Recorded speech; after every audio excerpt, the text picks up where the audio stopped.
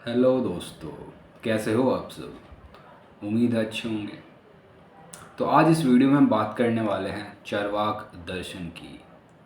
और ये वीडियो आपकी यूजीसी नेट के साथ साथ अदर कॉम्पिटिटिव एग्ज़ाम्स जैसे कि CUET, UG, PG, NET, SET, GATE और एकेडमिक कोर्सेज के लिए भी जैसे कि बीए, एमए, अगर वहाँ पर सिलेबस में आपके टॉपिक है चारवाक दर्शन, तो आप सबके लिए ये वीडियो काफ़ी बेनिफिशियल हो सकती है। लेकिन अगर बात करें यूजीसी नेट फिलोसफी सिलेबस की, तो ये unit 1 classical Indian epistemology and metaphysics का पार्ट है, चारवाक दर्शन। तो आइए बात करते हैं, लेकिन उससे पहले हमें देखना होगा कि इंडियन फिलॉसफी को मेनली दो कैटेगरीज में हम डिवाइड कर सकते हैं, एथीस्ट और थीस्ट।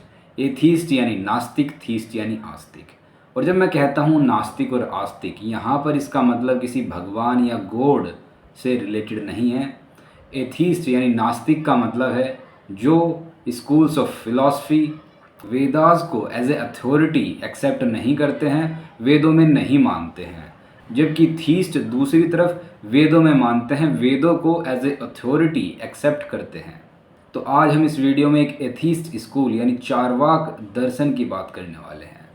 चारवाक, इस शब्द का आखिर मतलब क्या है? डिफरेंट लोगों ने डिफरेंट ओपिनियंस दिए हैं इस नाम के लिए, क्योंकि इसका कोई ओरिजिनल वर्क अभी सरवाइव नहीं करता है, तो इसलिए इसके डिफरेंट डिफरेंट इंटरप्रिटेशंस है इस नाम को लेकर।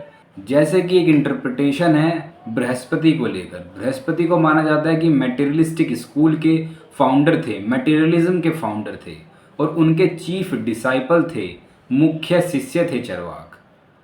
दूसरी इंटरप्रिटेशन है कि चरवाक जो हैं उन्हें ही मटेरियलिज्म का फाउंडर माना जाता है।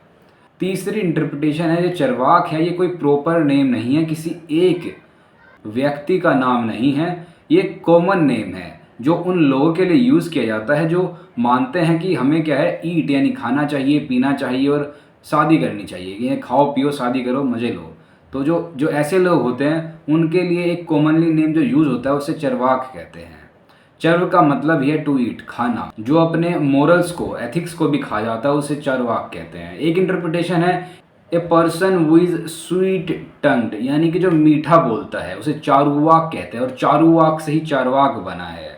और इसलिए उनकी डॉक्ट्रिन जो है सुपरफिशियली अट्रैक्टिव होती है क्योंकि वो मीठा बोलते हैं। तो एक इंटरप्रिटेशन ये है। एक और इंटरप्रिटेशन है कि जो चारवाक है उसे लोकायत भी कहा जाता है। लोकायत का मतलब है कॉमनर, यानी कि आम नागरिक या आम जो व्यक्ति होता है, तो उसके लिए यूज होता है ये टर्म चारवाक। और ये आम लोगों की फिलॉसफी है, आम लोगों ने जनरेट की है चारवाक फिलॉसफी, चारवाक दर्शन। अगर इसकी लिटरेचर की बात करें, कुछ सूत्र, कुछ वर्क है क्या इसके अभी जो सरवाइव करते हैं, तो कोई ओरिजिनल वर्क सरवाइव नहीं करता है चारवाक का। बृहस्पति का जो सूत्र था, बृहस्पति को ट्रेडिशनल फाउंडर माना जाता है इस स्कूल का, तो उनका जो सूत्र था वो भी पेरिस हो गया, ख़राब हो गया, ख़त्म हो गया, डिस्ट्रॉय हो गया, या पता नहीं क्या हो गया।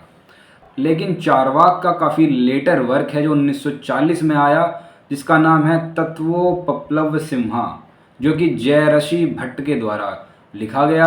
तो ये अभी सरवाइव करता है, लेकिन इसमें जो ओरिजिनल टीचिंग्स थे उसका कितना परसेंट है, कहाँ तक का इसमें आता है, वो हम नहीं कह सकते कितनी इसमें ओरिजिनलिटी है। Our chief sources of information are given in the works of the other school. जो इस फिलॉसफी के चीफ सोर्सेज है, स्रोत है, इन्फॉर्मेशन जहाँ से हमें मिलती है, वो दूसरे स्कूल्स जैसे कि न्याय, वैशेषिक, बुद्धिस्ट स्कूल, तो वहाँ से हमें मिलती है। लेकिन उनकी जो इंटरप्रिटेशन है, उन्होंने जो वीक पॉइंट्स थे चारवाक के उनको क्रिटिसाइज़ किया और स्ट्रॉन्ग पॉइंट्स को नेगलेक्ट कर दिया है। तो हम उन पर भी एक तरीके से उतना विश्वास नहीं कर सकते, तो हमें पता नहीं है कि ओरिजिनल फिलॉसफी क्या थी। तो एक तरीके से हम दूसरों पर निर्भर रहते हैं, दूसरे स्कूलों पर, इस दर्शन को जानने के लिए। सर्व दर्शन संग्रह एक ये वर्क है जो कि हमें समरी देता है एक स्कूल की, लेकिन इस पर भी हम इतना भरोसा नहीं कर सकते। तो ये भी उसी तरीके से जैसे दूसरे स्कूल्स चारवाक के बारे में लिखते हैं, तो ये भी कुछ इसी तरीके से है, सर्व दर्शन संग्रह। कुछ दूसरे सोर्सेज की अगर बात करें जिनसे हमें चारवाक दर्शन की जानकारी मिलती है, वो है एलोगेरिकल प्ले, यानी स्टोरी टेलिंग को बोलते हैं एलोगेरिकल प्ले। इसमें एक नाम है प्रबोध चंद्रोदय, जो कि कृष्णपति मिश्रा के द्वारा है। अब इसमें क्या है, प्रबोध चंद्रोदया में ये जो एलोगेरिकल प्ले है जिसमें कृष्णपति मिश्रा मटेरियलिज्म की चारवाक दर्शन की टीचिंग्स को समाप्त करते हैं। वो कहते हैं कि जो लोकायत है ये केवल एकमात्र शास्त्र है जो कि चारवाक फिलोसफी के ऊपर है। Perception is the only authority. वो कहता है कि परसेप्शन जो है केवल एकमात्र अथॉरिटी है, इस ये वैलिड मीन्स ऑफ नॉलेज है, इसी से नॉलेज हो सकती है केवल प्रत्यक्ष से। अर्थ, वाटर, फायर, एयर, ये खाली 4 एलिमेंट्स एग्जिस्ट करते हैं। Enjoyment is the only end of human existence. केवल हमें इंजॉयमेंट करना चाहिए, यही केवल एकमात्र एंड है ह्यूमन एग्जिस्टेंस का। Mind is only a product of matter. Matter का ही प्रोडक्ट है माइंड भी। There is no other world. इस संसार के अलावा कोई दूसरा संसार नहीं है। और डेथ, मृत्यु ही अपने आप में लिबरेशन है, मोक्ष है, मुक्ति है। अब जो ओरिजिनल बृहस्पति का सूत्र है वो तो हमें नहीं पता क्या था, लेकिन कुछ सेकंड हैंड सोर्सेज से हम कुछ इंपॉर्टेंट सूत्र बृहस्पति के पता कर सकते हैं। वो यहाँ पर कुछ कोट किए गए हैं सूत्र जो कि वेरियस फिलोसफिकल राइटिंग से हमें मिलते हैं। पहला सूत्र है अर्थ, वाटर, फायर, एयर, ये 4 एलिमेंट्स एग्जिस्ट करते हैं। दूसरा है bodies, senses and objects are the results of different combinations of elements. ये जो बॉडी देखते हैं हम, सेंसेस है, ऑब्जेक्ट्स है, ये जो डिफरेंट कॉम्बिनेशन से मिलके बने होते हैं एलिमेंट्स के, जो मैटर के कॉम्बिनेशन से मिलके बने होते हैं। तो मैटर ही अल्टीमेट रियलिटी है। Consciousness arises from matter like the intoxicating quality of wine rising from the fermented east. Consciousness भी जो है वो भी मैटर से ही अराइज होती है, ओरिजिनेट होती है। जिस प्रकार जो वाइन में नशीलापन होता है वो फर्मेंटेशन से ईस्ट के अपने आप आ जाता है, उसी प्रकार कॉन्शियसनेस भी मैटर से अपने आप अराइज कर जाती है। The soul is nothing but the conscious body. जो आत्मा है वो कॉन्शियस बॉडी के अलावा कुछ भी नहीं है। ये क्वेश्चन भी पूछा गया था एग्जाम में कि सोल का मतलब क्या है, body with consciousness, body without consciousness, only consciousness या नन ऑफ द अबव, कुछ ऐसा क्वेश्चन आया था। तो हमें पता होना चाहिए सोल क्या है चारवाक के अनुसार, बॉडी विद कॉन्शियसनेस, या फिर कॉन्शियस बॉडी को ही सोल बोल रहे हैं वो। और कॉन्शियसनेस कैसे आ रही है, ये भी बाय प्रोडक्ट है एक तरीके से मैटर का। 5th पॉइंट में बोलते हैं enjoyment is the only end of human life. Enjoyment ही एकमात्र एंड है ह्यूमन लाइफ का, और इसीलिए इसको हिडोनिज्म बोलते हैं। यहाँ पर केवल प्लेजर की बात होती है। 6th पॉइंट है डेथ अलोन इज लिबरेशन। मृत्यु ही एकमात्र मोक्ष का रास्ता है। सर्व दर्शन संग्रह, अब ये जो वर्क है इसके अनुसार देखते हैं चारवाक क्या है। There is no heaven, no final liberation, nor any soul in another world. इसके अनुसार चारवाक फिलोसफी कहती है कि कोई हेवन नहीं है, कोई फाइनल लिबरेशन नहीं है, कोई सोल नहीं है किसी दूसरे संसार में। Nor do the actions of the forecast, orders etcetera produce any real effect. कोई भी जो ये 4 कास्ट में 4 वर्ण में बांट देते हैं उससे कोई रियल इफेक्ट नहीं पैदा होता है। ये केवल ब्राह्मण्स की एक चाल है, वो आगे चल के ऐसा कहता भी है बाद में। The Agnihotra, the 3 Veda, the ascetics, 3 slaves and smearing oneself with acid were made by nature as the livelihood of those destitute of knowledge and manliness. कहते हैं कि जो अग्निहोत्र ये यज्ञ वगैरह होते हैं, 3 वेद है, ऋग्वेद, सामवेद, यजुर्वेद, एसेटिक्स के जो 3 कठोर तप है, और जो वे अपने शरीर को राख में ढक लेते हैं जैसे कि शैव ट्रेडिशन में ऐसा होता है। तो ये सब कुछ नहीं है, ये केवल उनकी इग्नोरेंस के कारण है। इनके जीवन यापन के लिए वो ऐसा करते हैं, कोई भी उसमें कुछ होलीनेस, पवित्रता नहीं है। If a beast slain in the Jyotistoma rite will itself go to heaven, why then does not the sacrificer forthwith offer his own father. जैसे कि ये कहते हैं कि जो राइट करते हैं, राइट में सेक्रीफाइस, बलि दी जाती है, तो जो जिस जानवर की बलि दी जा रही है वो जो है हेवन में, स्वर्ग में चला जाता है, जन्नत में चला जाता है। अगर ऐसा है तो जो सेक्रीफाइस कर रहा है ये अपने खुद के पिता की बलि क्यों नहीं दे देता, अपने पिता को ही भेज दे भाई स्वर्ग में, जन्नत में। तो एक तरीके से ये जो सैक्रिफिशियल राइट्स होते हैं उनको क्रिटिसाइज कर रहे हैं यहाँ पर Charvaka. If beings in heaven are gratified by our offering the श्राद्ध here, then why not give the food down below to those who are standing on the house top? अब जो हम श्राद्ध करते हैं, श्राद्ध में क्या है, अपने पूर्वजों को खाना खिलाते हैं जो स्वर्ग में हमारे पूर्वज चले गए हैं दूसरे संसार में। तो अगर ऐसा है, अगर ऐसे श्राद्ध से जो है हमारे पूर्वज तक खाना पहुंच पा रहा है, तो एक काम करो, आप जो ऊपर छत पर किसी को भेजो और यहाँ से खड़े खड़े उस ऊपर मौजूद इंसान को खाना खिला दो बिना उसके पास जाए। तो ये जो श्राद्ध जैसी चीज़ें हैं, इनके लिए एब्सर्ड कॉन्सेप्ट है, ऐसा कुछ नहीं होता, ये बकवास बातें हैं चारवाक के अनुसार। चारवाक कहते हैं, while life remains let a man live happily, let him feed on the ghee clarified butter जिसको बोलते हैं, even though he runs in depth. यानी कि जब तक जीवन है ये, उसको हैप्पीली खुशी से जियो, खाओ पियो, घी खाओ, बटर खाओ, मक्खन खाओ, चाहे तुम्हारे पास पैसे हो या ना हो। अगर पैसे है तो बहुत बढ़िया बात है, अगर पैसे नहीं है तो लोन लेकर खाओ, ऋण लेकर खाओ, डेप्ट में चले जाओ चाहे। When once the body becomes ashes how can it ever return here. जब बॉडी एक बार जो है मरने के बाद जो है राख बन जाती है, तो कैसे दोबारा यहाँ पर आएगी। All the ceremonies are a means of livelihood for Brahmins. जितनी भी ये सारी पूजा पाठ है, कर्मकांड है, सेरेमनीज होती हैं, ये सब जो है ब्राह्मण्स के लिए जो है एक जीवन यापन का तरीका है, उनका जीवन यापन हो सके इसलिए है। कोई भी तुम्हारा स्पिरिचुअल बेनिफिट नहीं होगा, स्पिरिचुअल अपलिफ्ट में। ये मुंह से सुपारी निकाल के बात कर रहे बाबा, इसके मुंह में पैदाइशी सुपारी है, ये तोतला है। स्पिरिचुअल अपलिफ्टमेंट जो है आम नागरिक का नहीं होगा, ब्राह्मण्स का एक तरीके से इकोनॉमिक बेनिफिट होता है, इससे और कुछ नहीं। The 3 authors of the Vedas were buffoons, knaves and demons. जो वेदों के 3 ऑथर है वो फूल है, मूर्ख है, नेव्स चतुर है, डीमंस है, राक्षस है वो एक तरीके से। अब ये जो भी हमने पढ़ा, इसको अगर एक निमोनिक की हेल्प से याद करें तो हम इसे याद कर सकते हैं। ये नाम है रेस्ट, इस रेस्ट वर्ड से याद कर सकते हैं। जैसे कि Charvaka rest into enjoyment of life, तो इससे हम याद करेंगे। आर से आएगा, आर से क्या आएगा, आर से आएगा जो रिचुअल्स है, राइट्स है, ये जो है बेकार है, यूजलेस है। ए यानी एनिमल सेक्रीफाइस, ये भी जो है एब्सर्ड कॉन्सेप्ट है। ऐसे यानी श्राद्ध, ये भी कुछ नहीं होता, भी बेकार है। अगर तुम ऐसा मानते हो तो ऊपर बैठ किसी इंसान को जो है छत पे ले जाओ और उसको यहाँ से नीचे खड़े खड़े खाना खिला दो, अगर वो खा लेगा तो फिर बहुत बढ़िया है, फिर तो सही है, फिर तो तुम्हारा श्राद्ध से जो है पूर्वज भी खा पा रहे हैं, ऐसा बोल रहे हैं। एच से यानी कि हेयर एंड नाउ, यानी कि जो भी है यही है, तो इसको खुशी से जियो, खाओ पियो, मौज लो, घी खाओ। ई से यानी कि इकोनॉमिक बेनिफिट होता है, किसका, ब्राह्मण्स का इकोनॉमिक बेनिफिट होता है, कोई स्पिरिचुअल अपलिफ्टमेंट किसी आम इंसान का नहीं होता है। डी से यानी कि वो डिसमिस कर रहे हैं वेदों को। वेद जो है बिल्कुल किसकी रचना है, मूर्खों की रचना है, चतुर लोगों की रचना है, राक्षसी जो जिनकी प्रवृत्ति है उनकी रचना है। तो इस निमोनिक से हम याद रख सकते हैं, जो ये सर्व दर्शन संग्रह में बोला गया है चार्वाक फिलॉसफी के लिए। अब अगर बात करें एपिस्टेमोलॉजी, यानी कि थ्योरी ऑफ नॉलेज, नॉलेज के ऊपर जो थ्योरी है, नॉलेज के ऊपर क्या कहता है चार्वाक।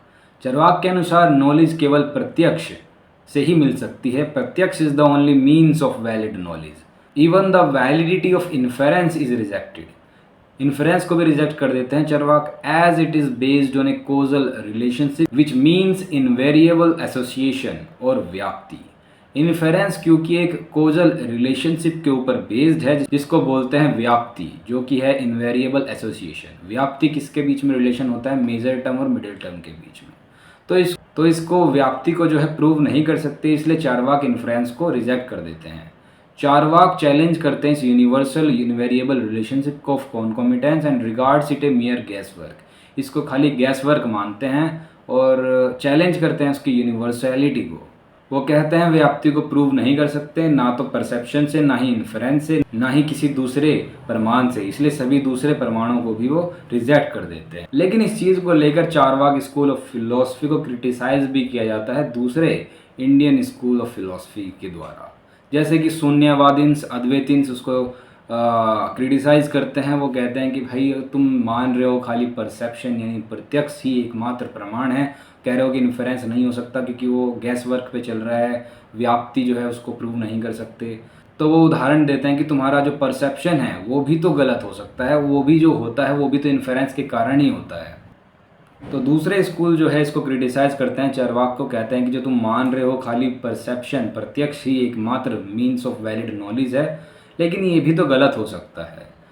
परसेप्शन के अनुसार जो अर्थ है वो राउंड नहीं फ्लैट है, लेकिन इन्फेरेंस से हमें पता चलता है कि वो राउंड है। एक रस्सी को देखकर तुम धोखा खा सकते हो कि वो कोई स्नेक है, सांप है। इसी तरीके से और भी क्रिटिसिज्म होता है चार्वाक का, लेकिन वो क्रिटिसिज्म हमारे एग्जाम के लिए इतना इम्पोर्टेंट नहीं है। जो इम्पोर्टेंट है हम वो डिस्कस करेंगे अब। बात करते हैं मेटाफिजिक्स की चारवाक की। चारवाक एडमिट करता है कि 4 केवल एलिमेंट्स हैं, अर्थ, वाटर, फायर और air.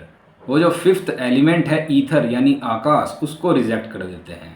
Because ether is not perceived but inferred, क्योंकि ईथर को परसीव नहीं खाली इन्फर किया जा सकता है, और इन्फरेंस को तो वो पहले ही रिजेक्ट कर चुके हैं। Similarly soul and God and the hereafter are rejected. इसी तरीके से जो आत्मा, इमोर्टल, परमानेंट, इटर्नल आत्मा है, सोल है, उसको भी रिजेक्ट करते हैं, गॉड को भी रिजेक्ट करते हैं, और जो इस संसार के परे है उसको भी रिजेक्ट कर देते हैं। अगर सोल है भी तो वो सोल भी मैटर से ही मिलकर बनी हो सकती है। वो कॉन्शियस बॉडी है जो सोल है, उसके अलावा कुछ नहीं है, और कॉन्शियसनेस भी मैटर का ही बाई प्रोडक्ट है।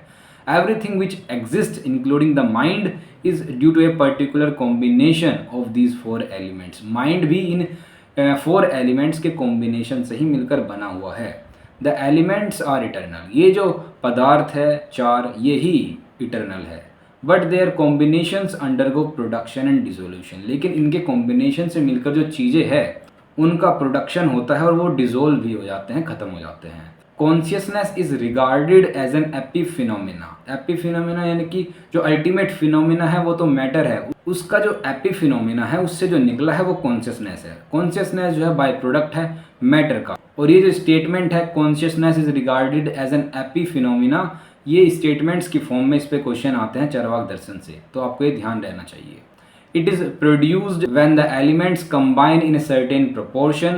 It is found always associated with the body and vanishes when the body disintegrates. यानी कि बॉडी के साथ, जब बॉडी खत्म हो जाएगी तो ये कॉन्शियसनेस भी चली जाएगी। ये बॉडी के साथ ही एसोसिएटेड होती है, संबंधित होती है। इसका संबंध बॉडी से है, बॉडी के बिना इसकी कोई औकात नहीं है कॉन्शियसनेस की। सोल इज डिफाइंड एज चैतन्य विशिष्ट देह मात्र एवं आत्मा। ये एग्जैक्ट स्टेटमेंट 2025 में क्वेश्चन के रूप में आई थी कि सोल को चारवाक दर्शन के अनुसार किस तरीके से डिफाइन किया जा सकता है, इनमें से क्या सही है। तो ऑप्शन थे, उन 4 ऑप्शन में से एक ये ऑप्शन था, चैतन्य विशिष्ट देह मात्र एवं आत्मा। तो चारवाक दर्शन के अनुसार आत्मा को इस तरीके से परिभाषित किया जाता है, चैतन्य यानी कि कॉन्शियसनेस और देह यानी कि बॉडी। तो वो बॉडी जिसके पास कॉन्शियसनेस है उसे ही हम आत्मा कहते हैं, सेल्फ कहते हैं। They reject any notion of a permanent or transcendental soul beyond the body. जो ट्रांसेंडेंटल सोल, परमानेंट सोल का नोशन है उसको रिजेक्ट कर देते हैं, जो कि बॉडी से परे हो, शरीर से परे हो। शरीर के साथ जो कॉन्शियसनेस जुड़ी होती है उसी को आत्मा कहते हैं, सेल्फ कहते हैं। एथिक्स की अगर बात करें तो चारवाक जो है ये क्रूड इंडिविजुअल हिडोनिज्म में मानता है। हिडोनिज्म जो कि प्लेजर से एसोसिएटेड होता है। Pleasure of the senses in this life and that too of the individual is the soul end. यानी कि सेंसेस का प्लेजर जो हमारे सेंसेस को सुख दे इस लाइफ में ही केवल, और वो भी इंडिविजुअल का, पूरी कलेक्टिव सोसाइटी का नहीं, पूरी सोसाइटी समाज का नहीं, केवल हमारा इंडिविजुअल का जो सुख है वो ही केवल एकमात्र सोल एंड है। Out of the 4 human values, धर्म अर्थ काम मोक्ष, ये 4 ह्यूमन वैल्यूज मानी जाती है, धर्म अर्थ काम मोक्ष। इनमें से केवल काम या कह लो कि सेंसुअल प्लेजर को ही एंड माना गया है, अंतिम लक्ष्य माना गया है, और अर्थ यानी वेल्थ को जो है इस एंड को रियलाइज करने का साधन माना गया है। तो इन चारों में से जो 2 इंपॉर्टेंट है चारवाक के लिए वो काम और अर्थ है। काम अल्टीमेट एंड है और अर्थ उस एंड तक पहुंचने का साधन है, मीन्स है। वाइल धर्म मोक्ष, इनको जो है दोनों को एक साथ रिजेक्ट कर देते हैं चारवाक। एक प्रोमिनेंट फिगर जो इस स्कूल से जुड़ी है उनका नाम है अजीत केस कंबलिन, और इनका जिक्र मझीमा निकाय में मिलता है जो कि एक बुद्धिस्ट टेक्स्ट है। अजीत केस कंबलिन को कंबलेश्वतार भी कहा जाता है, और ये किसके द्वारा कहा जाता है उन्हें? ये कहा जाता है शांति रक्षित के द्वारा। शांति रक्षित जो हैं ये एक महायान बुद्धिस्ट थे जो 8th सेंचुरी एडी में फ्लरिश किए। बंगाल में इनका जन्म होता है और ये माध्यमिक और योगाचार स्कूल को सिंथेसाइज करते हैं बुद्धिज्म के। और ये जो शांति रक्षित है ये ही अजीत केस कंबलिन को कंबलश्वतार कहकर पुकारते हैं। कंबलश्वतार यानी कि ऐसा आदमी जो हमेशा एक कंबल और एक गधे के साथ, म्यूल के साथ जो है रहता है। जैसे कि यहाँ पर लिखा भी है, the man with A blanket and A mule. और ये मानते थे केवल परसेप्शन में perception he only valid means of knowledge है और केवल 4 एलिमेंट्स होते हैं, अर्थ, वाटर, फायर, एयर। और कॉन्शियसनेस को कहते थे कि ये बाय प्रोडक्ट है मैटर का, जैसे कि हमने अभी पढ़ा। तो ये थे अजीत केस कंबलिंग। तो इनका नाम आपको ध्यान रखना है, हो सकता है किसी MCQ टाइप में क्वेश्चन आए और वहाँ पर आपसे पूछ लिया जाए कि ये किससे एसोसिएटेड है, किस स्कूल से एसोसिएटेड है। तो चारवाक से ये एसोसिएटेड है। बात करें अगर क्या कारण रहे चारवाक दर्शन के डाउनफॉल होने के, क्यों वो जो है विलुप्त हो गया, क्यों इसकी फिलॉसफी जो है एक तरीके से नहीं उतनी प्रिविलेंटली फॉलो हो पाई। तो पहला कारण है क्योंकि इसका ओवर एम्फेसिस होता है सेंसुअल प्लेजर पे। ये हिडोनिज्म जो है इसके कारण ऐसा है, ये मोरल वैल्यूज़ को, डिसिप्लिन को एक तरीके से नेग्लेक्ट करता है। दूसरा कारण है रिलीजन को और रिचुअल्स को रिजेक्ट करना। ये डिनाई कर देता है वेदों को, गॉड को, आफ्टर लाइफ को, रिचुअल्स को, जिसके कारण जो मेन स्ट्रीम हिंदू, बुद्धिस्ट और जैन ट्रेडिशंस है उससे इसको एलियनेट कर दिया जाता है। और इसी कारण से, क्योंकि ये रिलीजन और रिचुअल्स को रिजेक्ट कर रहा था, तो दूसरे स्कूल इसके प्रति हॉस्टाइल हो जाते हैं, इसके दुश्मन बन जाते हैं। तीसरा कारण है they were considered immoral and anti social in rival text. जो चारवाक्स है इनको इमोरल और एंटी सोशल कहा गया है जो दूसरे स्कूल के टेक्स्ट हैं, जैसे कि न्याय, बुद्धिस्ट, इन सब में। चौथा कारण है इसके डाउनफॉल का, वो है स्क्रिप्चरल और ऑर्गेनाइजेशनल सपोर्ट। कोई स्क्रिप्चरल सपोर्ट इसको नहीं मिला, ऑर्गेनाइजेशनल सपोर्ट नहीं मिला, किसी राजा वगैरह ने इसको इतना सपोर्ट नहीं करा, कोई प्रोपोनेंट नहीं हुआ जो इसको सपोर्ट कर सके। पांचवा कारण है प्रैक्टिकल एंड सोशल अनसस्टेनेबिलिटी, क्योंकि सोसाइटी वैल्यू करती है रिचुअल्स को, ड्यूटीज़ को, रिलीजियस कोहेजन को। तो चारवाक का जो आइडिया है ये क्लैश कर देता है इन नॉर्म्स को, जिससे कि जो मास एक्सेप्टेंस है वो डिफ़िकल्ट हो जाता है, लोग जो है इसको एक्सेप्ट नहीं कर पाते। तो ये जो है ये सब कारण थे इसके डाउनफॉल के। उम्मीद है ये वीडियो आपके लिए जो है बेनिफिशियल रहा होगा। उम्मीद है आपको ये वीडियो समझ आई होगी, आपकी कुछ हेल्प हुई होगी। अगर वीडियो से आपकी कुछ हेल्प हुई है तो भाई वीडियो को लाइक कर देना, और अपनी प्रिपरेशन को आप स्मार्ट और इफ़ेक्टिव बनाना चाहते हैं तो आपको हमारे test series programme Trinity test series से जुड़ना चाहिए, जो कि आपके दिसंबर 2025 में होने वाले यूजीसी नेट एग्ज़ाम के लिए काफ़ी बेनिफिशियल आपके लिए होगा। और इसका लिंक जो है आप लोगों के लिए कमेंट बॉक्स में पिन कर दिया गया है, आप वहां से चेकआउट कर सकते हैं। और इसके अलावा अगर अभी तक आपने चैनल को सब्सक्राइब नहीं किया है तो चैनल को सब्सक्राइब कर लेना, और कमेंट सेक्शन में बता देना कि अगली वीडियो किस टॉपिक पर आप देखना पसंद करोगे। That's it, thank you.